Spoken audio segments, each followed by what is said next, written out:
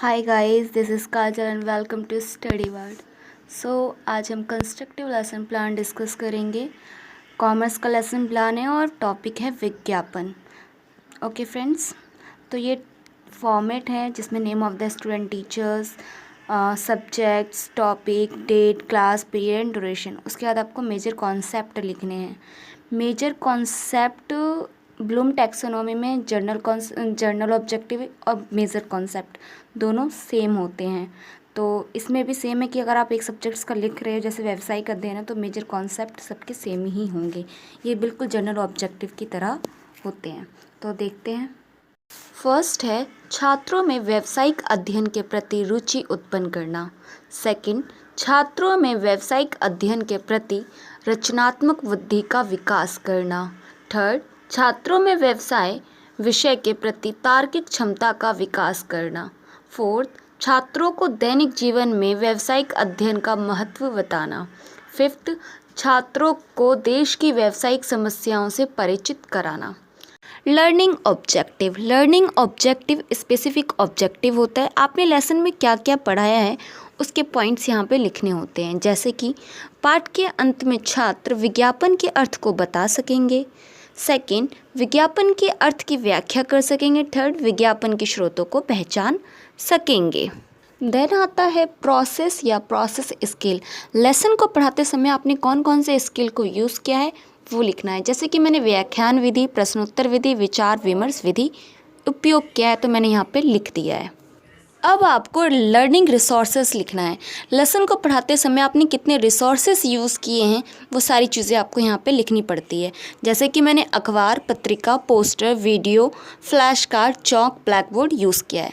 Then आपको prior knowledge लिखना होगा। प्रायर नॉलेज में छात्र विज्ञापन के विषय में सामान्य जानकारी रखते हैं। जैसा कि आप जानते हैं कि कंस्ट्रक्टिव लेसन प्लान है, तो टीचर सबसे पहले यहाँ बच्चों को कुछ एक्टिविटी करवाएगा, तभी वो लेसन स्टार्ट कर सकता है। तो जब हम फर्स्ट एक्टिविटी करवाते हैं तो हम स्टूडेंट को सबसे पहले इंगेज करते हैं। हमारा 5E का पहला E इंगेज होता है। तो टीचर स्टार्ट कर रही है, बच्चों को इंगेज कर रही है, तो उसने कुछ न्यूज़पेपर दिखाया है। न्यूज़पेपर में बच्चे देख रहे हैं कि इसमें आखिर क्या क्या दे रखा है। अब छात्र अध्यापिका बच्चों से प्रश्न पूछती है। फर्स्ट प्रश्न है, अखबार में क्या क्या दिख रहा है? तो बच्चों का आंसर आता है national news, sport news, job के लिए सूचना, कॉलेज में दाखिला हेतु सूचना, व्यावसायिक हेतु सूचना। फिर सेकंड क्वेश्चन है, अखबार में national news, sport news, job news को क्यों दिखाया गया है? क्योंकि अधिकतर लोग प्रतिदिन अखबार पढ़ते हैं। ये बच्चों ने आंसर किया है। थर्ड है, लोग प्रतिदिन अखबार क्यों पढ़ते हैं? बच्चों ने आंसर किया, अखबार की सहायता से उन्हें सूचना प्राप्त होती है। फोर्थ क्वेश्चन है, लोगों तक वस्तु तथा अन्य के विषय की सूचना पहुंचाने की प्रक्रिया को क्या कहते हैं? इस समय बच्चा मौन हो जाएगा और इसी समय हम अपना टॉपिक इंट्रोड्यूस कर देंगे कि हम विज्ञापन पढ़ा रहे हैं। तो अब सेकंड E स्टार्ट होता है। अब टीचर एक्सप्लोर करेगी। ये हमारा सेकंड E है, एक्सप्लोर। क्या करेगी टीचर? छात्र अध्यापिका कक्षा को 2 भागों में विभाजित कर देती है, group A and group B, और छात्रों को एक मैगज़ीन दिखाती है और उनसे पूछती है कि इस मैगज़ीन में आपको विज्ञापन के कौन कौन से चित्र दिख रहे हैं। तो अब बच्चे आंसर करेंगे। ग्रुप A और ग्रुप B में बटे हुए हैं। तो ग्रुप A वाले बच्चे आंसर करेंगे शैम्पू, तेल, डिज़ाइनर कपड़े का प्रदर्शन। ग्रुप B के बच्चे आंसर करेंगे सेलिब्रिटी के विषय में सूचना दी गई है, ब्रांड जैसे कि मालाबार गोल्ड के विषय में जानकारी दी गई है। ये सारे विज्ञापन के चित्र हैं। अब टीचर बच्चों से क्वेश्चन करती है, विज्ञापन क्या है? तो बच्चों ने अपने शब्दों में आंसर दिया है कि किसी भी उत्पाद की जानकारी विज्ञापन है। अब टीचर बच्चों को कंक्लूड करेगी और उन्हें बताएगी। इसी में हमारा थर्ड E स्टार्ट हो जाएगा, एक्सप्लेन। जो टीचर बता रही है वो एक्सप्लेन करके बता रही है। तो टीचर ने क्या बताया है कि किसी उत्पाद अथवा सेवा को बेचने अथवा परिवर्तित करने में से किया जाने वाला जनसंचार विज्ञापन कहलाता है, जिसके द्वारा उपभोक्ता को दृश्य एवं छवि सूचना से विज्ञापनकर्ता की इच्छा से कार्य अथवा व्यवहार करने लगे। ठीक है, तो ये आपका क्या है, एक्सप्लेन। अब हमारा फोर्थ E स्टार्ट होता है, जिसे हम बोलते हैं एलाबोरेट। ठीक है, इसमें teacher application based daily life से रिलेटेड क्वेश्चन पूछती है। टीचर ने क्वेश्चन पूछा है विज्ञापन से हमें और क्या क्या लाभ हो सकते हैं।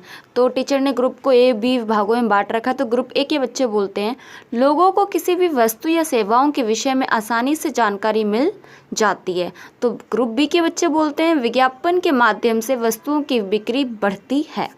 तो अब हमारा 5th ई स्टार्ट होगा, जिसे हम बोलेंगे इवैल्यूएशन। अब टीचर ने जितना पढ़ाया है उसका वो इवैल्यूएट करेगी कि बच्चों को आखिर कितना समझ में आ गया।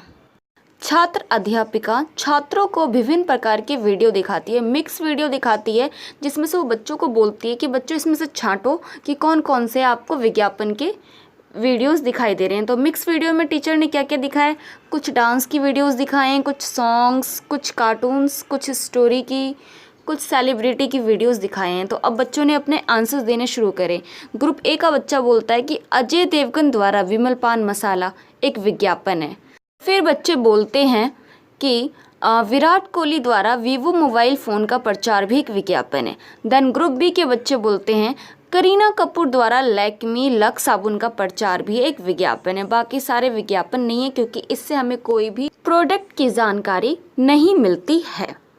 अब हमारा सेकंड टीचिंग पॉइंट स्टार्ट होता है। तो सेकंड टीचिंग पॉइंट है हमारा विज्ञापन के स्रोत।